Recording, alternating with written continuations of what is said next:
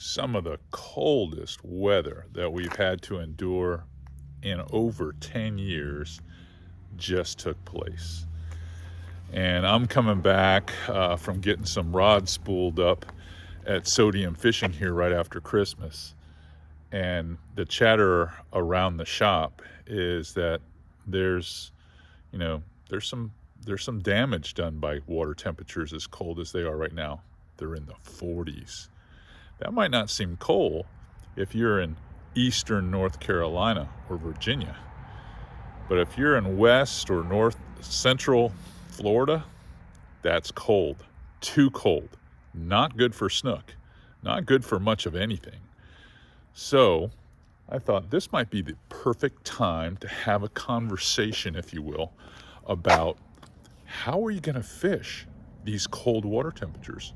Well, I do have a plan. I'm going to share it with you in the studio.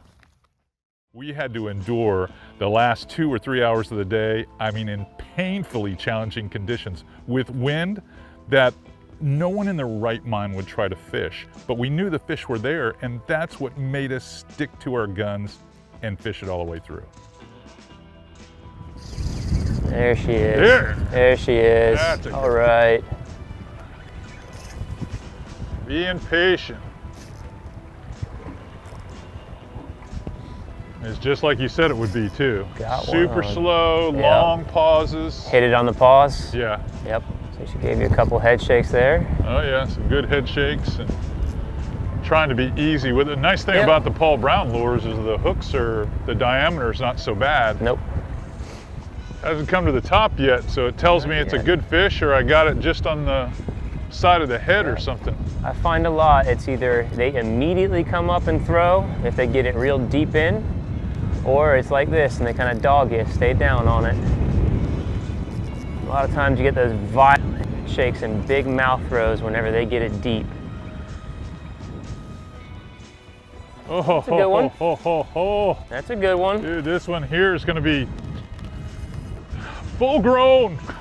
That's a good one. A full grown trout. Nice light tip rod, some shock absorption. Yeah. Let them wear them out.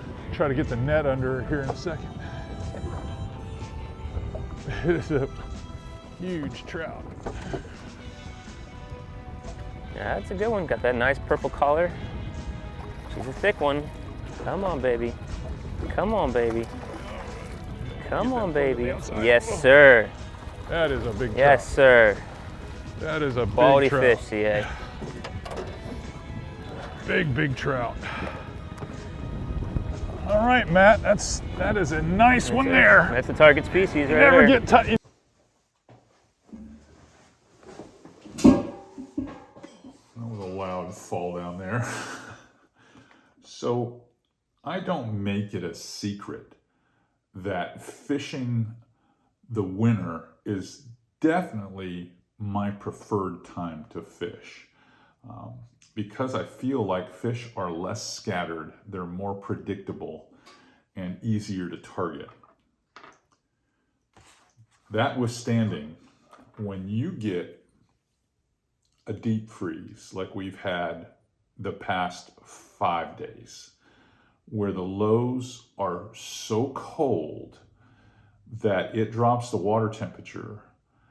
Let's see, I fished 4 days ago. And 4 days ago, the water temperature was already chilly, but it was set just about right at 59 degrees. Didn't matter where I went, most of the temperature was within a degree. It was either 60 or it was 58, but most of the time it was 59. Now, 4 days later, water temperature is about 46 or 47 degrees. It's a lot colder and it fell quick. And in some places, it's way colder than that. That's just, where they're measuring it.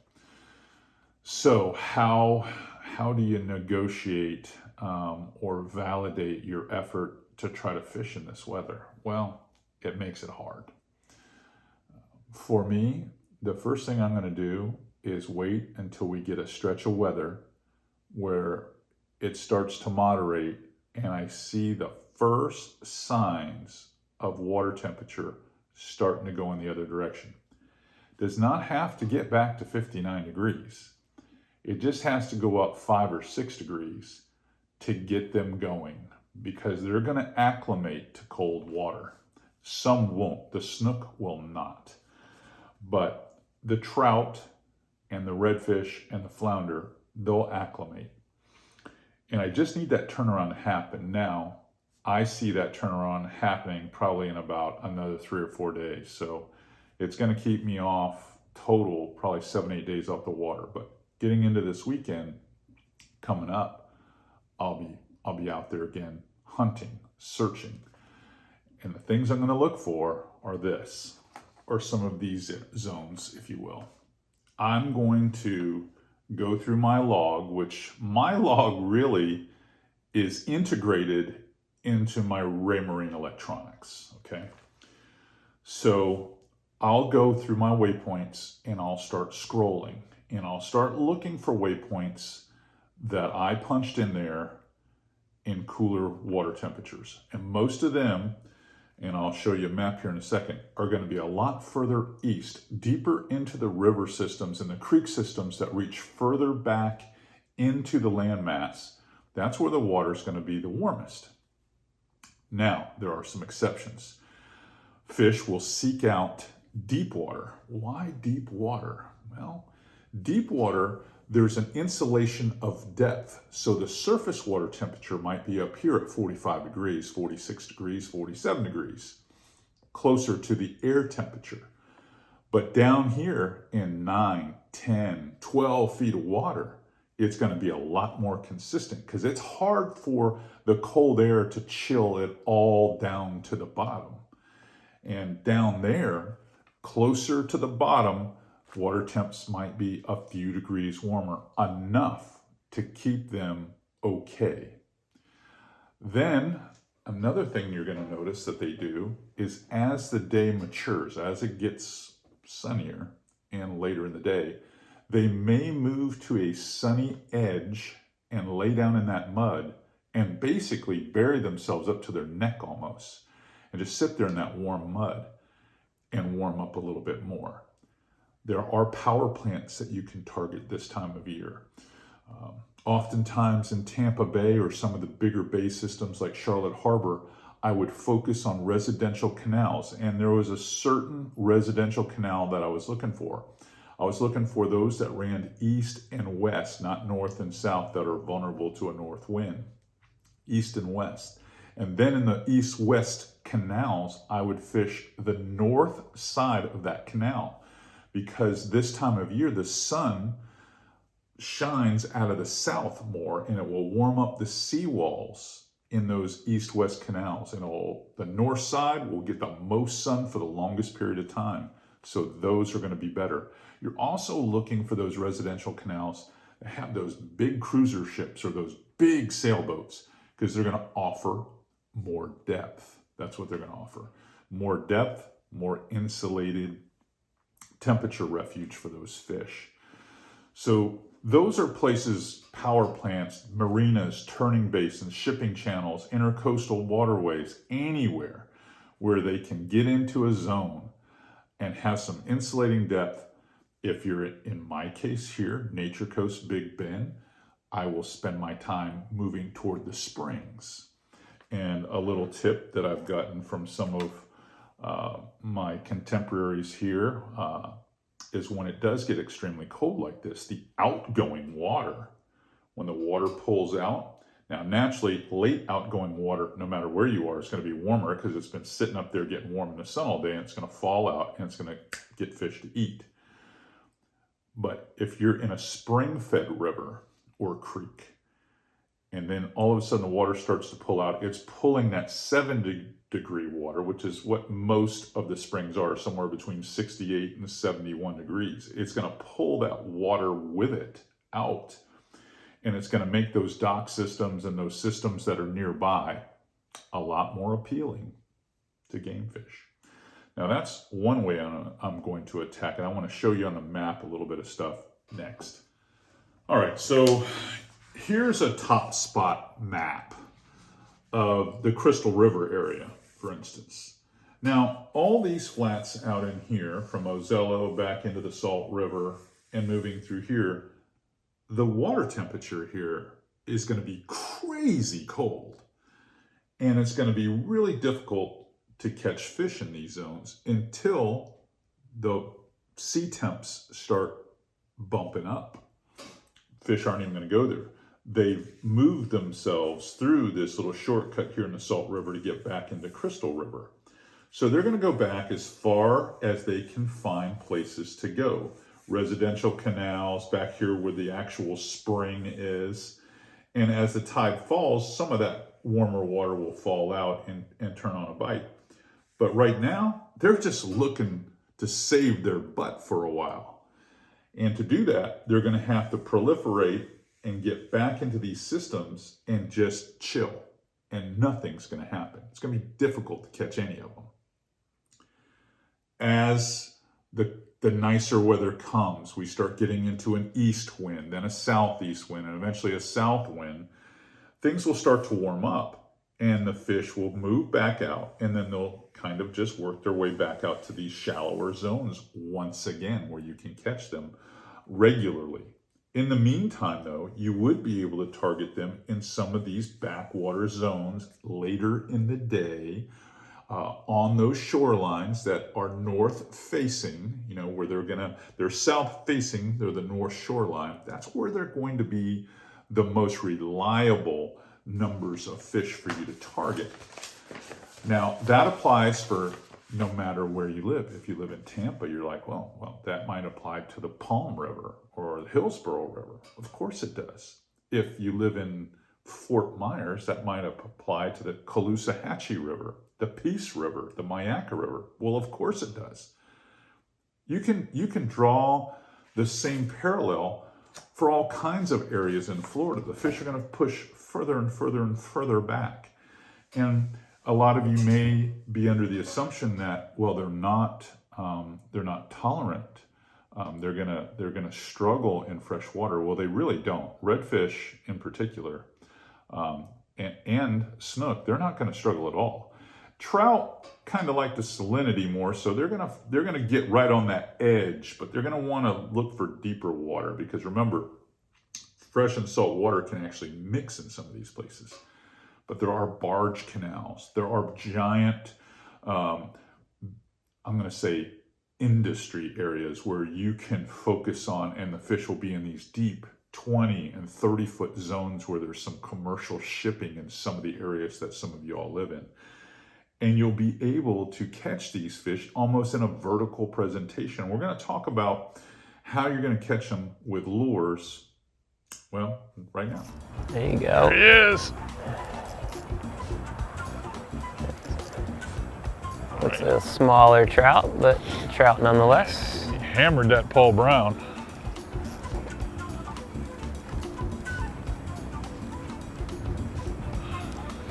I could see some mullet breaking on the inside of me. It's actually not that small. It's a nice fish. It's a chunk.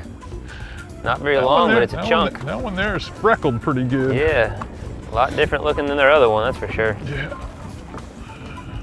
Yeah, he's still got a mouthful. Let's see if this one grunts at you. It might be a male. Yeah. Wow. That is a healthy specimen there. My hand's wet. Good one. Good sized mouth on that one. Yeah. Not a bad looking fish. Very respectable fish. Yep. We get pretty spoiled in here at times. Try not to become too much of a trout snob, but when you're catching pretty hammered sized trout on a regular basis, it'll turn you into a trout snob pretty fast. Yeah. But that is a... All right, well, let's talk about some of the baits that you can be successful with. Now, I'm not going to talk about baits that are aggressive, dart, dart, twitch, twitch, swim, swim baits, because that works after we've already got the warm up and the fish are into the docks and they're looking to strike some moving baits. And I'm not going to talk about Ned rigs because they're so light and they're so small, you have to rig them a certain way to make them work. In fact, you'd probably be better off with a drop shot rig or some type of inshore saltwater modification of a Carolina rig with a soft plastic. So I'm only talking about soft plastics. Now, I'm going to say right now, unequivocally, if you want to use natural bait, I know many of the fans of this channel are really, hey, I just want to use artificials. That's why I watch you. But in this case, many times, this is the perfect time to be using natural bait. But if you're hardcore like me, here's how I've always approached it. I spent 50 years in Tampa Bay fishing Tampa winters. Some of them so brutal, you know, let's put that in perspective. Brutal for Tampa Bay. That made it tough to catch fish. So how did we do it?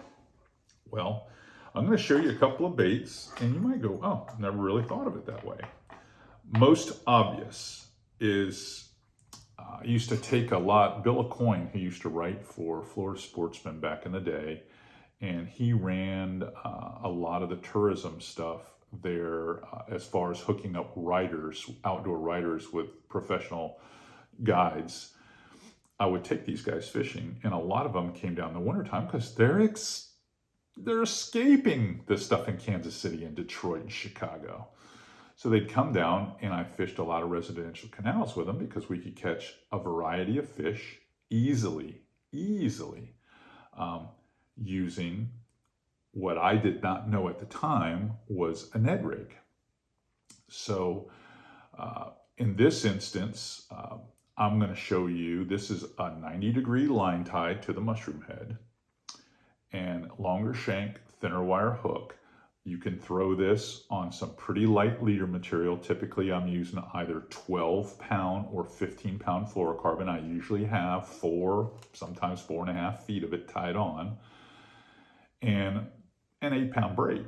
And light, I'm going to say light action or medium light action, moderate taper rods. And I would throw this in a canal that had 6, 8, 10 feet of water in some places in there where there were some bigger boats. And I would let this fall to the bottom, and then I would lift, and let it fall. Lift, let it fall, let it wait sometimes 15 seconds, then do it again. The trick is I always had them kind of gelled up with a gel scent. Now, whether that's Procure, back in the day, it used to be Carolina Lunker Sauce. Arguably, we'd catch 40, 50, 60 fish, trout, small flounder. I'm going to say junior size redfish most of the time. Some small gag grouper, things like that on these baits, and they work. This is a TRD minnows. It used to be called a rain minnow back in the day, but it behaves very much like the Mirrolure Little John, except for Elastec gives you the advantage that this bait's going to stand up a lot. So bounce, falls, bounce, falls straight up. So very subtle and definitely delivered. When I was fishing deeper stuff, like I would go over to Tampa Bay and fish inside some of those turning basins around Davis Island and Harbor Island and stuff like that, I would use a variety of plastics, but one of the ones that would do really good, again, you got a 90-degree line tie because you're almost straight up and down on a vertical presentation, so you got that direct connect. I would let these 1/4 ounce or 3/8 ounce jigs fall all the way to the bottom, and because they're heavier, they'll lay down more, and then I would just lift my rod tip up a little bit so it would waffle up and then waffle down. Waffle up, not reeling, just kind of drifting and lifting and falling. And yes, there you got hung up a lot. I lost a lot of rigs, but boy, would you sting some good fish. And they had some little junior Goliath groupers in there sometimes. And in some of that 18, 20 feet of water, that was a great tactic. So use these Z-Man baits to your advantage in these residential canals, these deeper holes in rivers and creeks. And make sure they've got those 90-degree line ties where you can get down there and they'll just kind of, you can bring them straight up and bring them straight down, and you will catch fish. This isn't about skipping docks and them looking for shade. They're looking for depth. So you're fishing the deepest parts of all these zones.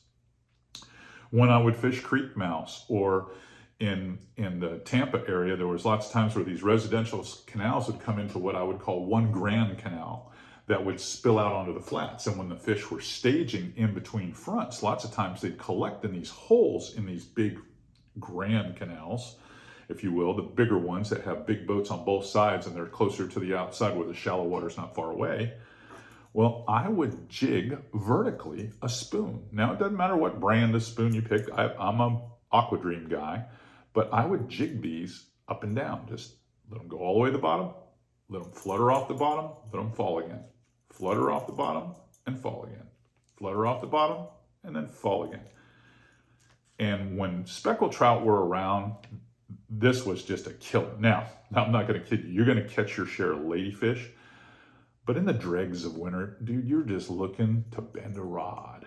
And this spoon, silver was always the best color. So if you can find the silver one like this, it's the best. But copper and gold work very, very well. Now there's one I'm going to share with you that's kind of an old school secret, and I'm going to share that one with you next. It is a secret. It's kind of old school, but it always worked for me. In fact, there were really two of them that were old school that worked really well. And when we would really get consistent, I mean, back to back to back cold fronts, and it would just pack the speckled trout, whether you were fishing a creek off the main bay of Tampa, or if you were fishing Culbreth Isles, Snell Island, Venetian Isles, any of those systems, the moorings, any of those little residential systems. If you really wanted to be consistent, catch a lot of fish, it was tough to beat the Tiny Trout series or the 52M, which was a classic look to basically the same lure, just a little bit different. But these are sinking Mirrolures, and they fall. I mean, they fall quick, probably a foot per second. So they waffle down, they get right down on the bottom. And because the line ties on top, just like those other baits I mentioned, we would pull them up just a foot. Just rod tip, no reeling. They'd come up, and then they'd kind of just waffle down again. Do it again. And then they'd waffle down. Never trying to bring it off the bottom more than a foot and a half max. But that bait just kind of falling in front of them off the bottom, you're literally looking at a hard bait that you're utilizing as a jig. And we targeted a lot of depths that were like 9 to 12 foot. That's where we like to really use it. So you had to be patient. You'd make the cast up ahead and you'd run your trolling motor, and many times I'd just run my trolling motor through the residential canals with my bottom machine on, and I'm looking on the Raymarine just on the screen, and I would see like little clouds, little like balls. It looks like insects of bait fish that are in there trying to stay warm. They're just moving around. And then you'd see a blip, and you'd see, oh wow, that's probably a big trout or a snook laying on the bottom. And you just keep doing that until you see more consistent blips that are just floating right on the bottom or just off the bottom. And you'd know, okay, the trout are piled in here. And then what we would do is we try to orient the boat so it would drift and do this technique. Or we just run the trolling motor slow if it was a still day or we were out of the wind because there were condo buildings or whatnot around us. And then it was lift, let it fall to the bottom.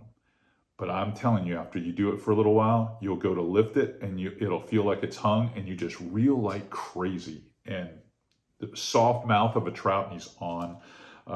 We would take pliers and mash the barbs down on these because many times we were catching so many trout doing it. It just always worked. It was a killer trick. Before that, and if you're willing, as I mentioned earlier, to bring some dead shrimp or whatever around, we used to use just 90-degree line-tied jigs like this, hair jigs, buck hair jigs, and have them on the bottom and kind of bounce them up, have them on the bottom, or throw them the length of the canal down there and just pull the rod, one turn of the reel, pull the rod, one turn of the reel, pull the rod. And we would drag a lot of small to medium-sized redfish, plenty of flounder. Those were just tricks that we would use. But these two old school, in addition to the three I said you earlier, or shared with you earlier, I should say, easy for me to mess up, with a little bit of Procure, man, they work good. I'm telling you, they work extremely well. Now, keep in mind, all of this intel is based off really cold, consistent cold water temps. This isn't on the warm-up, and this is not on the way down. This is right when it's like, wow, man, those water temps are cold. When you think, I probably shouldn't be fishing, these are the things that will catch you fish. But you gotta look and review for insulating water depth, or you've gotta look for those east-west canals or shorelines in natural areas that face the south. That would be the north edge. You've got to look for power plants. You've got to look for springs. These are the zones where this technique is the strongest. All right, and moving forward, naturally, you know, I'm going to back up a little bit. If you wanted, with those first two techniques with the jig heads, substitute some plastics. Two good ones would be a curly tail jig in that 4-inch size would be excellent, because they have action even when you're not doing anything. I mean, you lift them up and then they hit the bottom again, but that little tail, especially in this ElaZtech, material, still has some action. And I've done these videos before with the tube bait, where you can do the exact same thing with a tube bait. You just would shove this jig head, rub the top of the tube bait so that you could poke it through, and the tentacles on the ElaZtech material would keep that thing upright, and it would just behave like a shrimp. So you'd be pop, pop, pop, and then fall back 15, 18 inches, let it sit for a second, and do it again. Best part about the tube, though, is you can add a bunch of scent. Now, I wouldn't put mullet in it, but I would put the shrimp scent in it or the crab scent in it, and it would do really well. Those are just kind of bonuses. All right, you get the idea. You got to work slow. You got to work tight to the bottom. Hopefully, some of this stuff is really starting to resonate with you, and you're catching fish and you're enjoying this channel, which I hope you would. And you want to subscribe, because the way we make this channel even better is if you subscribe. That's what motivates my partners and keeps me on the water to make more of these educational videos for you. Believe it or not, we get millions of views, and I'm not kidding you. You can check our about numbers. We get millions of views on this channel, but we don't get nearly as many subscribers. And a lot of that is just because people watch it for a little bit and then they flick to something else. They're trying to learn a technique, like it's really cold right now, so everyone wants to get out there, and they're not going to want to wait a week. They want to catch something right now. So I think this is going to be real time and relevant for you. So give us that subscription punch, and give us the thumbs up, and tell your fishing buddies, because I've been doing this for a long time, longer than most. And I always consider it my obligation, my job, is to make you better at what I love to do, and that's inshore fishing. All right, until next time, I'm going to start getting tackle ready, because I got a feeling we've got some 60 and 70 degree weather that's going to approach this weekend, and I'm going to be ready for it. See you with some new videos once I get back out there.